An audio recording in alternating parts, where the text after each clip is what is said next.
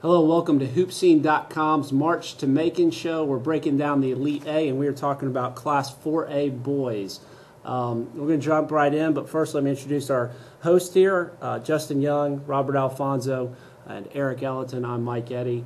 And Justin, I'm going to start with you. Tell me what surprised you, or what did you learn, I guess, in the first set of games in Class 4A? Well, I learned that we're lucky to have this level of talent in Georgia in Class 4A. I think when you look at it from top to bottom, the 8 teams that are remaining, Mike, we've got 8 teams that I think could all make a legitimate case to march to Macon, legitimately play for the state championship. I think that speaks to the depth of Class 4A. And more importantly, I think what it does is it sets us up for what should be a fantastic week of basketball. Yeah, it really should. Well, let's talk about what's coming up.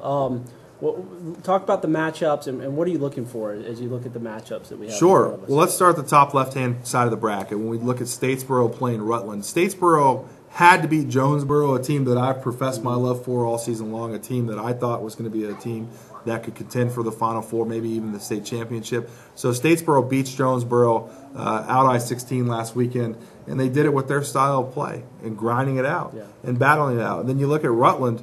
They're a team that starts 5 guys that are probably 6'1" and under. They're just pesky, they're just pesky guards.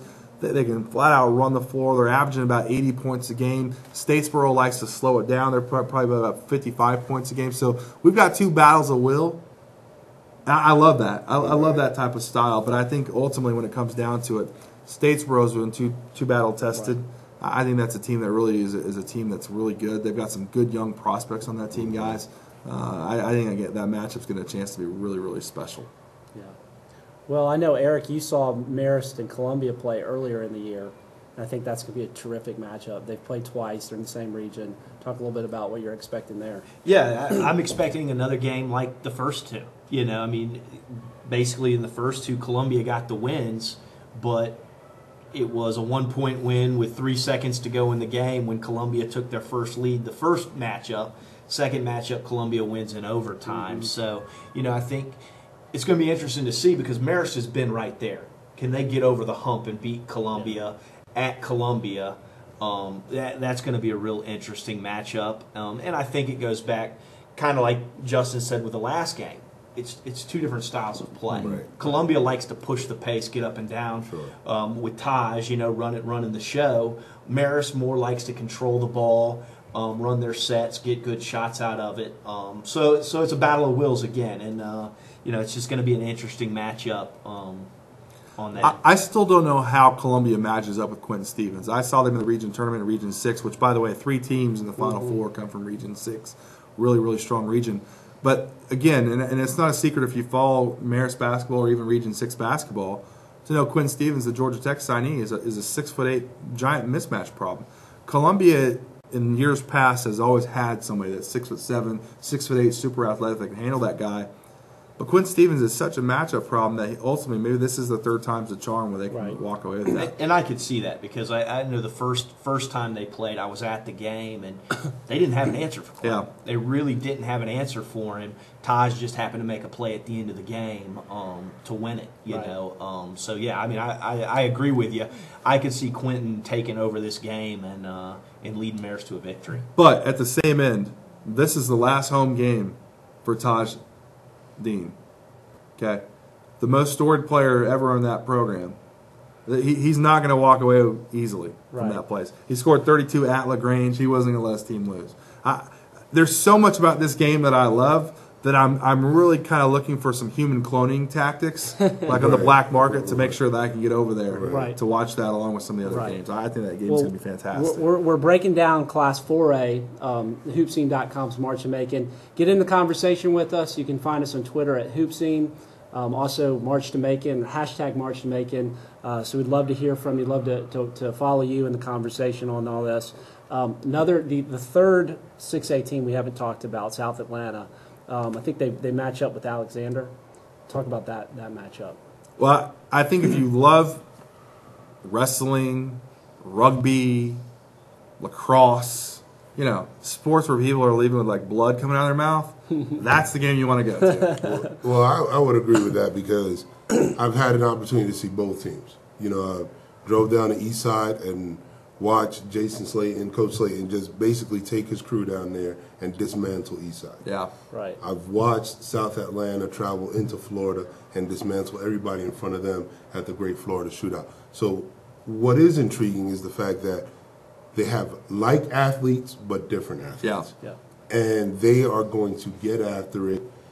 First of all, I don't even think the fans are safe because they're going to be diving all over the place. They're going to be running all over the place. And there's going to be so much energy and excitement in this game that, again, if you're a fan who is not accustomed to seeing the pace go up and down the floor, this may not be the game to watch. If you want to see that, this is the game you need to go ahead and secure your seat early because they are going to sell that place out. Yeah. And the intensity in that building is going to be phenomenal. Well, let's not forget, too, South Atlanta won that region tournament. They beat Columbia. They've beaten Marist. They've beaten all these teams. I think South Atlanta, is suffering from post-Derek Favors stress syndrome, where because you don't have a future pro on that team, that maybe you get discounted a little bit. You don't have a national prospect this year. They've got a bunch of juniors that are really good. They've got a guy that can shoot the ball really well. Michael Reddick is still there imposing his will on those guys. I think South Atlanta is a bit undervalued, I think, overall. But then again, I think Alexander, to me, is still one of the biggest sleepers that we still have left in the tournament based on what they do defensively, as you talked about. Right, and then the last game we haven't talked about is I think Eric even made the claim last week that Eagles Landing may be the best team in the state, all classifications. And so they're matched up, I guess, with Westover. They are. But more importantly, Eagles Landing's having to travel down to Westover to go to Albany. And to play in that matchstick gym that they have in Albany that they're going to sell out. Right. 1,500 people, I think, is the capacity. That'll probably be like 2,300 people, shoulder to shoulder. I've been to Albany several times, and I've never once sat in a bleacher in that city because the games are always packed out. You got to cram it into there. I think that's going to be a huge test, and that's what we've talked about home court advantage being such a big deal this year because if you earn that home court spot, you get a team like Eagles Landing coming to you. That's huge. But more importantly, Westover guys, they're good. Let's not forget that. Dallas Smith and his team, they're very, very good. But Eagles Landing, again, that's a team, the biggest starting five, I think, in the state. Of course. Right? Trevin Joseph, who's, I think, kind of the fifth Beatle for those guys, The guy that we don't talk about the most, is probably playing the best out of all of them. Chris Davenport against Jonesboro to win the region championship, scored 4 points, but he killed on the boards, blocked a ton of shots. Their last game, he scored 20 points. Okay, so they're getting all their kind of parts are kind of working, but their reward is to go down to Westover and to play those guys. I can't wait for this matchup. I think, guys, this is the #1 game in the state this week. And and I agree with you on there because the way I look at it, and when I saw that, the first term that came to my mind was the road show is coming to Westover. Yeah, I mean, it's you have everyone knows who's on Eagles Landing's team. Everyone understands the kind of caliber they are. Coach Crump did a great job trying to pack the gym down at Eagles Landing because he was handing out free burgers, and I'll be there the next time you make that promotion. But he was definitely making sure that the first 50 or so students that walk through the gym, how did I not know about that? we're gonna get free burgers. So, and he said he might consider wrestling the bear like my guy at semi-pro, but that's another discussion. Nevertheless, I think he's gonna have his team prepared because they've been in hostile environments. I think this is the year that they see that they're going to have to go to a Westover and win a close ball game and win a hostile ball game in front of a hostile crowd. Look forward to seeing and I think that's the key right there. These guys have experience playing on the biggest stages, you know. So going down to Westover, having a packed house doesn't intimidate these guys. Yeah. You know, they're just they're used to it by now. So. They played a brutal schedule for this purpose. Correct. To be prepared for that. And I don't want to discount Westover at all. I think they've got a guy on their team that not a lot of guys from Atlanta know about, TJ Krumer. If you guys follow Georgia basketball, like over the last 10 years, they've had a kid, Brian Bryant, that played down in Albany, that went to junior college and went over to Mississippi State. TJ Krumer is very similar to that type of player. He's going to be a Division I player. I think there's a lot of schools that are looking at him. I think there's a lot of people that are sleeping on him and what type of player he is. He's a fantastic player. I think he's going to give Eagles Landing a lot of trouble. I can't wait to see this matchup, guys. Again, if they're going to give away free burgers, I might change my plans.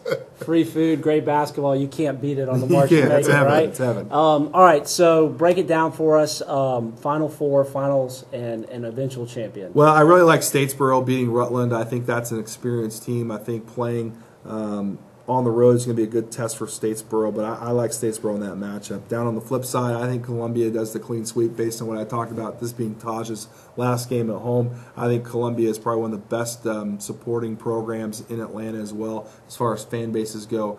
Really going to support that team, and I think that team's going to advance on. South Atlanta, I think, beats Alexander, and I think Eagles Landing picks up probably its most important win of the year, going down to Westover, guys, and picking up a victory down in Albany. Mm-hmm. All right. Well, that does it. That's our final Elite Eight, and that's Class 4A boys. Good luck to all the teams on their march to Macon. Be sure to follow us on Twitter at Hoopscene. Also join the conversation, hashtag March to Macon.